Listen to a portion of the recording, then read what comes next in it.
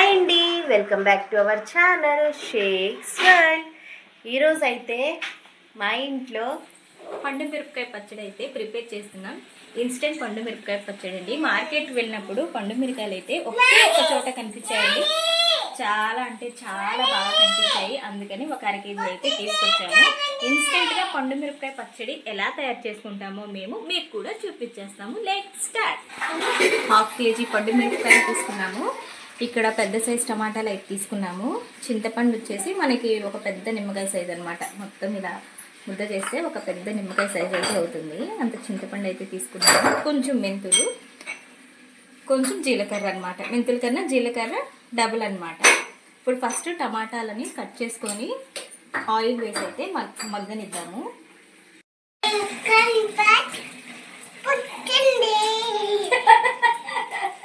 మా గుండు పాప అయితే ఈరోజు ఫ్రైడే కాబట్టి మంచిగా రెడీ అయింది స్నానం చేసి. మేము వీడియో తీస్తున్నామని ఏదో మాట్లాడుతుంది.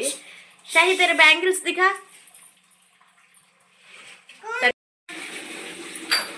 టమాటాలను అయితే ఒకటిలో 4 అయితే చేసుకొని ఆయిల్ వేసి మగ్గ పెడతాము. మామూలుగా వాయిస్ రికార్డ్ ఇచ్చి వీడియోస్ చేసేస్తే ఈజీ అవుతుందండి. కానీ మా ఇంట్లో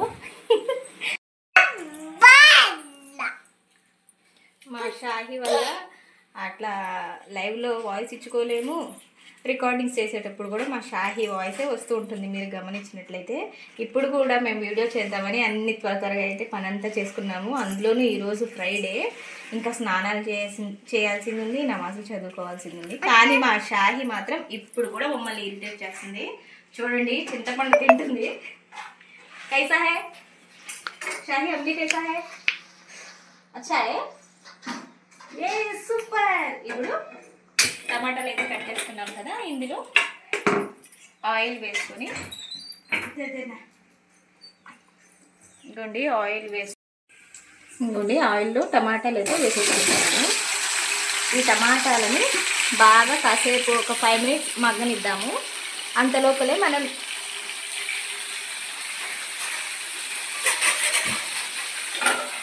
ఈ పండు మిరపకాయలు ఉన్నాయి కదా, ఈ పండు మిరపకాయలని మిక్సీ జార్లో వేసుకొని ఉప్పు అయితే వేసి కొంచెం కోర్సుగా అయితే పట్టుకున్నాము. పండు మిరపకాయలు నేను బాగా కడిగి ఎండలో కాసేపు ఆరబెట్టాను అనమాట. రోట్లో దంచితే చాలా టేస్టీగా వస్తుందండి. కానీ ఈరోజు నా చేయి చాలా నొప్పి వస్తుంది. అందుకని ఆ సాహసం చేయట్లేదు. మిక్సీ జార్లో అయితే వేసేసి కోర్సుగా పట్టుకొని అయితే తీసుకొచ్చేస్తాను.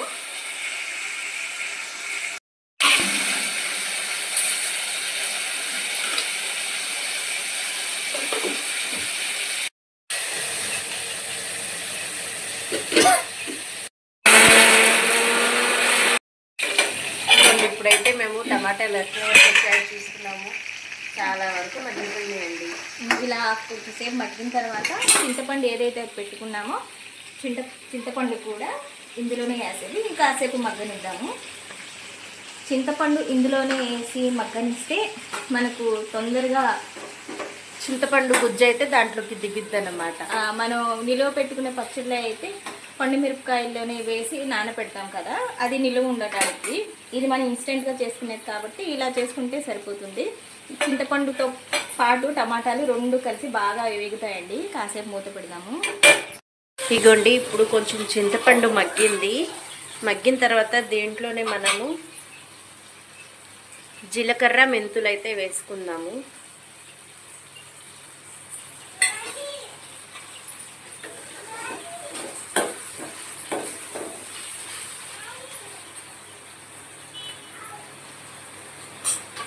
ఇంకొంచెం సేపు మూత పెట్టి మగ్గనిద్దాము.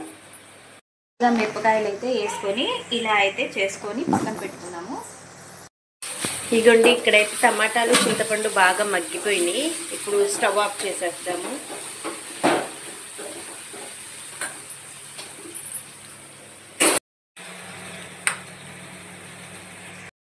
మిరపకాయలు ఇలాగే వేసేస్తుంటే అవి మిక్సీలో తొందరగా తిరగడం లేదు.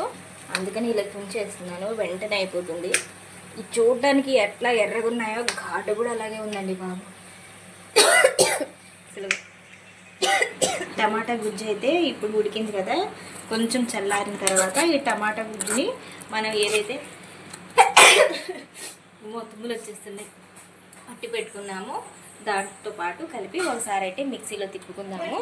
ఇందులో కొంచెం ఎక్కువగానే వెల్లుల్లి కూడా వేసి తిప్పుకుందాము.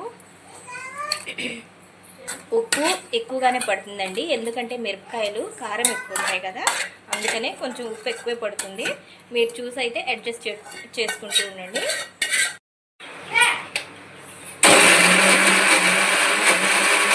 ఇదిగోండి మిగిలిపోయిన పేస్ట్ అది కూడా వేసేసి ఒకేసారి మిక్సీ అయితే పట్టేద్దాము.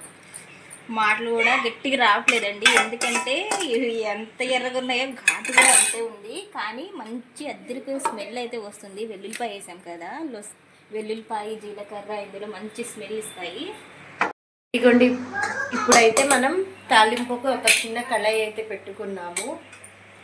ఇదిగోండి పేస్ట్ అయితే ఇంత బాగా అయింది. మన పచ్చడి అయితే ఆల్మోస్ట్ రెడీ అయిపోయింది. ఇంకా తాలింపు పెట్టుకోవడం ఒక్కటే తరువాయి అండి. ఇంకా వేడి వేడి అన్నంలో కొంచెం నెయ్యి వేసుకొని పండు మిరపకాయ పచ్చడి వేసుకొని తింటే బాగుంటుందండి బాబు. పొలాల్లోకి వెళ్ళి తింటే ఇంకా టేస్టీగా ఉంటుంది. కడుపు నిండా చక్కగా తినచ్చు. నిన్న మార్కెట్లో ఎక్కడ లేదండి, ఒకే ఒక ఆవిడైతే అమ్ముతున్నారు. ఇంకా చూడగానే అట్రాక్ట్ చేసామన్నమాట. ఇంకా తెచ్చేద్దాము, ఇన్స్టెంట్గా చట్నీ చేసుకుందాము అని చెప్పి అయితే అనుకున్నాము. అమ్మ అయితే ఇయర్కి ఒకసారి పట్టిస్తుంది అనమాట పచ్చడి. ఇంకా మనకి ఇయర్ వచ్చే వరకు ఆగదు కదా. పండు మిరపకాయలు చూసాము, ఆటోమేటిక్గా టెంప్ట్ అయిపోయి తెచ్చేసుకున్నాము. ఇలా ఆయిల్ వేస్తున్నాను, కొంచెం ఎక్కువ ఆయిల్ వేసుకుంటే బాగుంటుంది. ఆయిల్ హీట్ ఎక్కాక యాజ్ యూజువల్గా అండి మనం పచ్చళ్ళు ఎలాగైతే తాలింపు వేసుకుంటామో అలా వేసుకోవడమేనండి, ఇందులో పెద్ద ఏమీ లేదు. ఇదిగోండి వెల్లుల్లిపాయలు, వేగే నూనెలో వెల్లుల్లిపాయలు వేస్తే స్మెల్ అద్దరిపోద్దండి. పచ్చెనగపప్పు అయితే కొంచెం ఎక్కువగానే వేసుకోవాలి. పచ్చళ్ళలో పచ్చెనగపప్పు పంటి కింద తగులుతుంటే ఆ కురుమ్ అని చాలా అంటే చాలా సమ్మగా అనిపిస్తుందండి తినేటప్పుడు. మరి ఎలా వర్ణించాలో నాకైతే తెలియదు, చాలా సమ్మగా ఉంటుంది. ఆయిల్ హీట్ ఎక్కింది. హీట్ ఎక్కినప్పుడు ఈ వెల్లుల్లిపాయల్ని కొంచెం కచ్చా పచ్చాగా అయితే క్రష్ చేసుకొని రేకలతోనే వేసుకుంటే చాలా బాగుంటుందండి. నేనైతే ఇలాగే క్రష్ చేసేస్తానండి, ఏ చేది దొరికితే అది పెద్దగా పట్టించుకోకండి. ప్లాట్ఫామ్ మొత్తం క్లీన్గానే ఉందనుకోండి.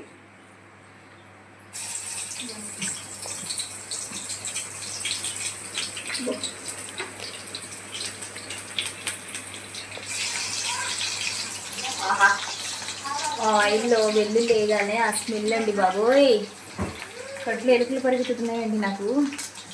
మరి మా తబ్బు ఏమో ఒక సైడు చక్కగా జామకాయ తింటుంది వీడియో తీసుకుంటూ, నేను మాట్లాడాలి కాబట్టి ఏం తినట్లేదు.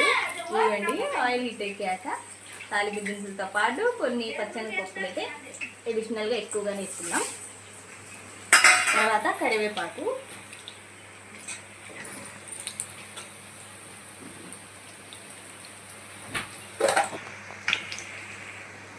ఇదిగోండి కరివేపాకు నీట్గా కడిగి ఆరబెట్టిన తర్వాత ఫ్రిడ్జ్లో అయితే స్టోర్ చేసుకుంటాము, అందుకే డైరెక్ట్గా వేస్తున్నాను, మీకు డౌట్ రావచ్చు. చుప్పట్లాడిపోతుంది. కరివేపాకు కూడా కొంచెం ఎక్కువే వేసుకోండి, హెయిర్కి కూడా చాలా మంచిది.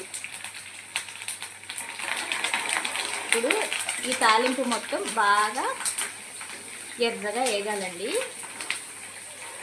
ఈ పచ్చనిపప్పులు బాగా ఎర్రగా వేగితే తాలింపు ప్రిపేర్ అయినట్టే. ఇప్పుడు ఇందులోనే 2 ఎండుమిరపకాయలు వేసుకుందాము.